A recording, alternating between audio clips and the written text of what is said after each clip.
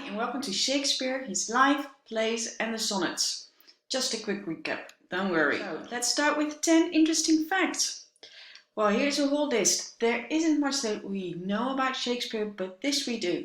He was born on the 26th of April 1564 in Stratford, now also called Stratford-upon-Avon.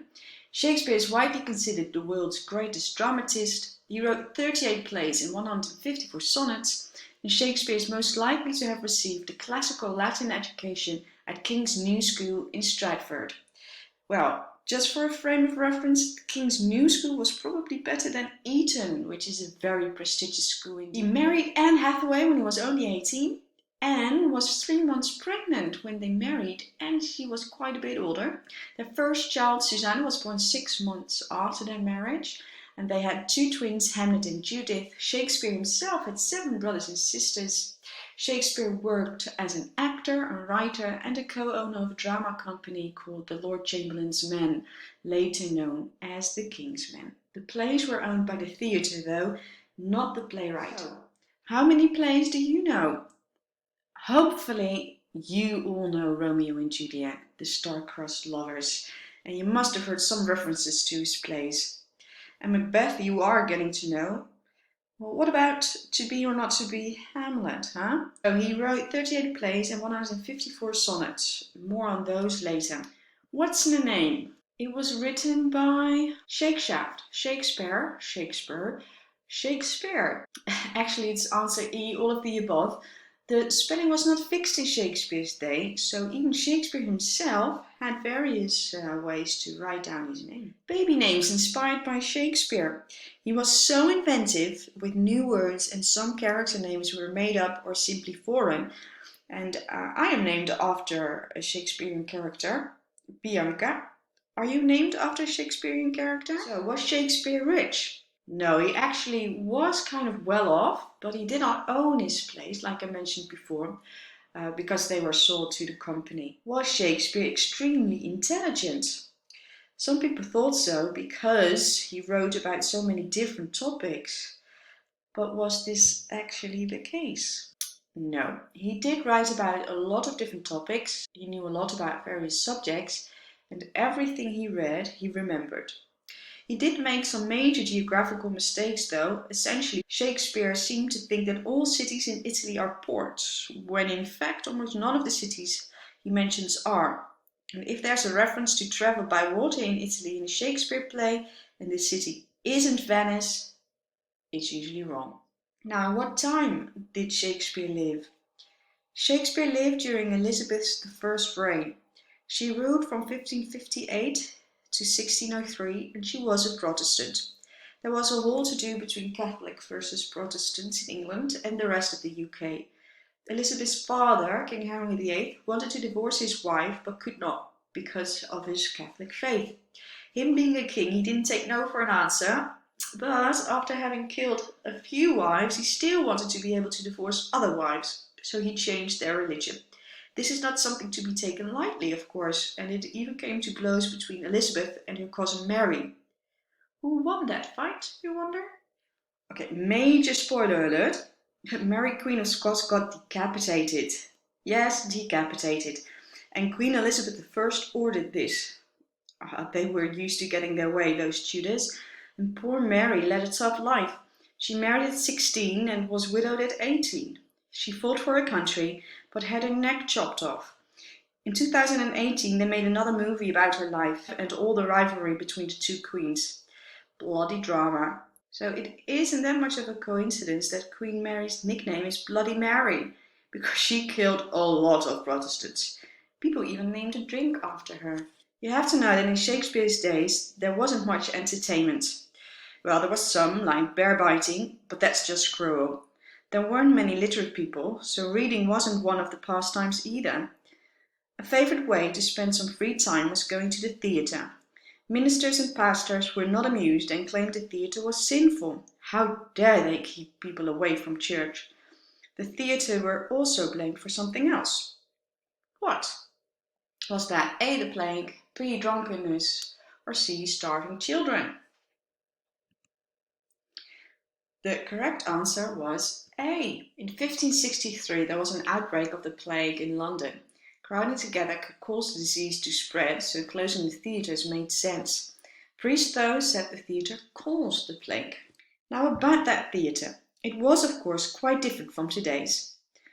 No props. A lot of the language Shakespeare uses sets the scene for the audience, and by what characters said, they knew whether it was night or day, cold or hot, etc. What is still the same, though, is the use of the word box office. When you pay for tickets to the theatre or the movies, it is still called box office.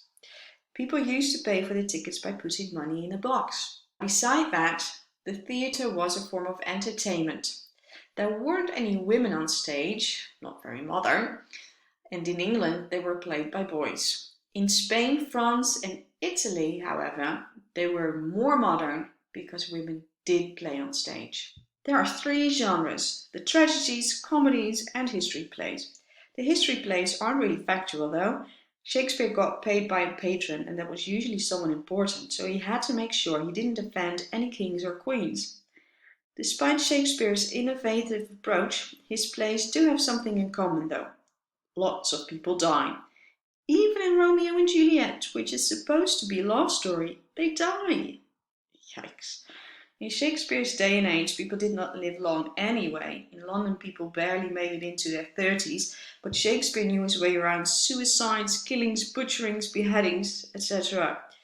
Some were based on fact, but most of them were total creative license. In Shakespeare's plays, there was a lot of death and destruction. Jokes and jests, weird witchcraft, rogues and royals, hatred and heartache, and blood and butchery. About that creative license. The cool thing was that Shakespeare was very innovative. He didn't stick to the age-old one time and place, but he created plays with multiple characters, monologues and extended time beyond that one-day limitation. Most of the audience stood on the ground around the stage to watch the play. These groundlings only paid a penny. Where were the best seats for important spectators? Well, the best seats were actually on stage. Like you see in the picture, the Queen could simply sit on stage. For the audience, it could be just as amusing to watch their reaction as it was watching the actors play. There are a few myths surrounding Shakespeare though. That's what you get when you don't know much about a particular person. We do have some answers though. One myth is Shakespeare had the largest vocabulary of any English writer. He did use about 20,000 different words. Compared to the Bible, that's quite a few more words. The Bible only used 6,000 different words. The second myth, Shakespeare didn't write Shakespeare. Well, Shakespeare used words that are common in the area he came from, so he did write all those plays. Also, there is something called idiolect, basically meaning that we all have our own way of putting things. In fact, it is so personal that if people specialized in this field were to read all different emails or text messages, they can figure out what emails and text messages were written by the same person. So Shakespeare may have had some help perhaps, but the plays were written by his own hand. The third and last myth, Shakespeare's English is still used rurally. Yes, of course, but not only rurally, because Shakespeare's English is modern English. Either we all speak Shakespeare's English, or we don't. Do you recognize this phrase? The lady doth protest too much, methinks. Lots of memorabilia have this quote. It sounds and looks old. Let's delve a little deeper into doth. Doth was used the most by Shakespeare, followed by dost, which was used 1 in 4 times, and a lot less frequently did he use the word does. It was too modern, and that's saying something considering he invented or introduced over 1,700 words. Thanks to Shakespeare, we say all these phrases on the left, and you might recognize quite a few of them. How about fair play or foul play? And the word also, which I also used in this video, was already used, but Shakespeare only used it 36 times in all of his plays. An oddity that cannot be explained. Other writers did use it. One more set. Which do you recognize? In the lesson up you can find a link in which you can check the ones you recognize. and there's a challenge waiting for you. For more information, hit the link in Lesson Up and find out how he went from Middle English to Modern English. As I mentioned in the beginning, he didn't only write plays. He also wrote sonnets. If it's a square, it's a sonnet. Let's talk a little bit about those sonnets. He wrote 154 of them, and they were likely composed over an extended period from 1592 to 1598. During these years, he could not work as an actor anymore because the theatres were closed down because of an outbreak of the plague. The young man. The first 126 sonnets are addressed to a young man with whom the poet has an intense romantic relationship. In sonnets 1 to 17, the poet tries to convince the young man to marry and have children, so he lives on in his offspring. The remaining sonnets in the young man sequence focus on the power of poetry and pure love to defeat death. The Dark Lady is addressed in sonnets 127 to 154. The Dark Lady is a promiscuous and scheming woman. The poet and the young man have become obsessed with the raven-haired temptress. The tone is distressing, with language of sensual feasting, uncontrollable urges, and sinful consumption.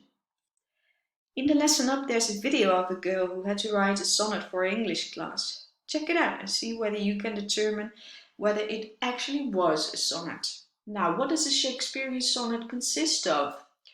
They always have 14 lines. There are 3 quatrains, so that means 4 lines, another 4 lines, and another 4 lines. The final 2 lines are called the couplet, which is kind of like a conclusion. I'm wondering whether it's the ultimate diss. My mistress' eyes are nothing like the sun, so her eyes don't sparkle.